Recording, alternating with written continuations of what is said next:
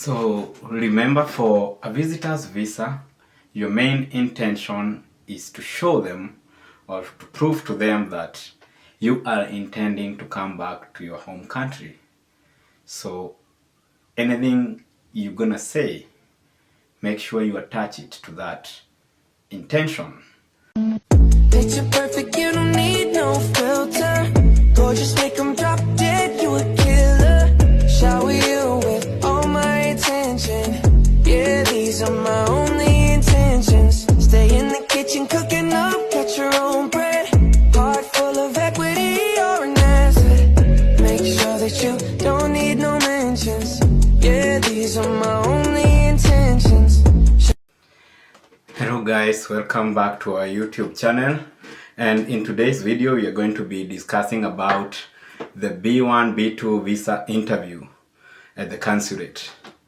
So when you go to the appointment for the B1 B2 visitors appointment, you make sure you arrive early so that you can give yourself time to be able to get yourself together, because you want to be composed, you want to be confident when you're there, and you want to make sure you have arranged all your documents in either a folder or an envelope in a way that you can be able to pull one by one as needed. So you don't waste too much time, because they have a lot of work to do and they get pissed off by stuff like that. So on the visitor's visa, these are the questions that you'll be asked by the consular. They might not be arranged the same, but in many cases, these are the 8 questions they mostly ask you. Question number 1, they'll ask you, can I see your passport, or may I have your passport? And you should respond by giving them the passport, and then you can have a small conversation and say, sure, yeah, this is my passport. Yeah, don't talk too much, just give them what they need and be very short, because any moment you talk too much, you're providing them a room to ask you another question that they were not even planning to, So you be very short. Yeah, the other question is, how long do you intend to stay in the United States? So you be very specific. So for whatever reason you're going for the visit, if it is a graduation ceremony, be very specific. I'll be going for 2 weeks, I'll be going for 3 weeks. And the timeline you give, if you have booked a flight, should be the same timeline with your flight. So you don't go and say, I'm planning to be there for 2 weeks, but your return ticket shows that you are planning to be there for more than that. So be very consistent with what you are saying and what you have to prove what you said. So don't give them any document unless they ask you to. The third question they may ask is, what is the purpose of the trip? The purpose of the trip is, why do you want to go visit? So in this case, you be very, very sincere. Tell them the purpose. If it is a graduation ceremony, if you're coming for a wedding, you can tell them, I'm going for a wedding and I'll be one of the maids. Short and clear. Be very short. I'm gonna repeat that. Yeah, so tell them the purpose, and after that they will ask you, what do you do? Or what do you do? Where do you work? What do you do? That's what that means. So what do you do? That question, if you are employed, you just tell them, I am employed. If you are not employed, tell them, the truth. You are not employed, but they may have another question after that. If you are not employed, if you are employed, you should be good to go. You just tell them, I'm employed by this company, and make sure you have some supporting document showing that you are employed too. But they might not even ask you for the documents, but just make sure you have them just in case. So if you are not employed, I would tell them I'm not employed, but I'm having an interview in the next like 3 weeks or 4 weeks, depending on the timeline you intend to visit. And you can say, at the visit, I will be coming to do my interview, and I'm hoping for the best in this job. It's being my dream job. So yeah, so those questions, in many cases, whatever you answer can give them a room for another question. So it all depends with your answers. Some answers are yes or no, and that's all. The other question they will be asking you is, who are you traveling with? Are you going alone? Are you going as a group of people?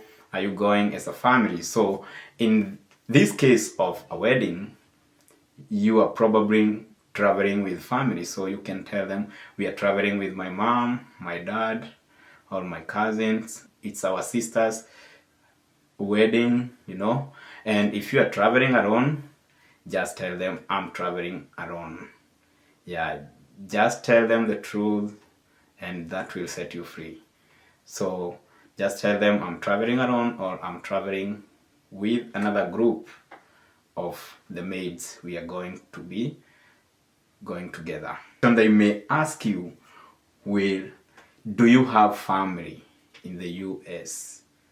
So in this case, I expect you said, if you have family before, you have said you're going for a wedding for a friend, or you're going for a wedding for your sister, or you're going for a wedding for your cousin. So that, don't contradict yourself with the previous answers.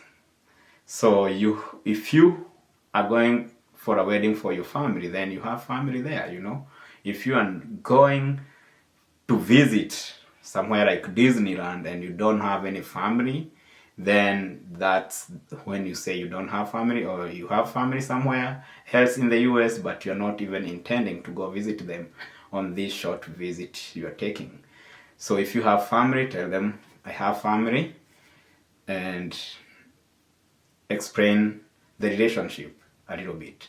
You can say, I have a cousin who lives in the US, in this state. Okay, I have a brother who is in the US. Yeah, something like that. Just be short, clear, and straight to the point. Yeah, the other question you may be asked will be, have you ever been into the US? So this question, they know if you have ever been there, So you just answer yes or no. If you have ever been into the US, it's a yes. If you have never been into the US, it's a no. So they may go and ask, if you said yes, they may ask, when were you in the US? You just tell them the period of time you visited the US, and probably it will be easy. So having to visit the US or not being a visitor of US before cannot make you get denied. So be very sincere and tell them the truth, because they will find out the truth.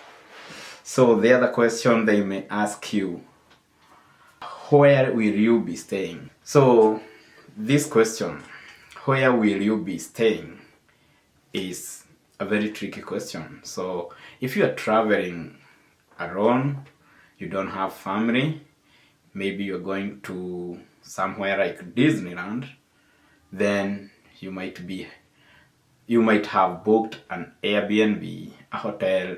So you're gonna tell them where you're staying, or I have an Airbnb already booked, I have a hotel already booked for this trip, And if you have family, just tell them, I'll be staying with my cousin, I'll be staying with my friend, and whatever you tell them, as I said, might bring another question. So if you say you're going to stay with your friend, remember the main intention is to come back.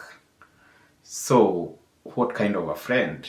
Is it a friend that you have an intimate relationship with? Is it a friend of a friend, Those are the things that you should have in your mind, and you should be able to answer if asked. Don't answer if you are not asked. If you have family, just say, I'm going to be staying with my family for this short period, and that's all you will need. Yeah, those are the simple questions that in many cases they ask. And your answer depends on your case, As long as you are very sincere about what you're saying, you are truthful, you have document to support most of the things you're saying, if need be, make sure you have all those stuff, Make sure you have prepared yourself to make things work out easy for you. Yeah, something like the bank statement. So the thing is, they don't ask this many things unless they want to know more. So if you told them there before you have a job, they may ask you, how much do you make, and that is where you say the amount you make monthly or annually, and you have your supporting document to show that. Sometimes they may not even need any document. So it's all depend with how you're answering your question, how confident they think you are, your attitude too. So when you came in for the interview, you cannot just approach the window and then be quiet, When you approach the window, you have to say, hi, my name is so and so. How is your morning? Something like that. Be presentable, That's what I mean. That attitude is what gonna make them feel good about you or have some doubt about you. So yeah, I think that's all for the video today. And if you have any question, don't forget to comment down there. We have always answered those questions. And if you have a personal question, you can always email us. Yeah, and please don't forget to like, subscribe, and turn on that notification bell so that you can continue watching more videos. Yeah, and until next time, see ya.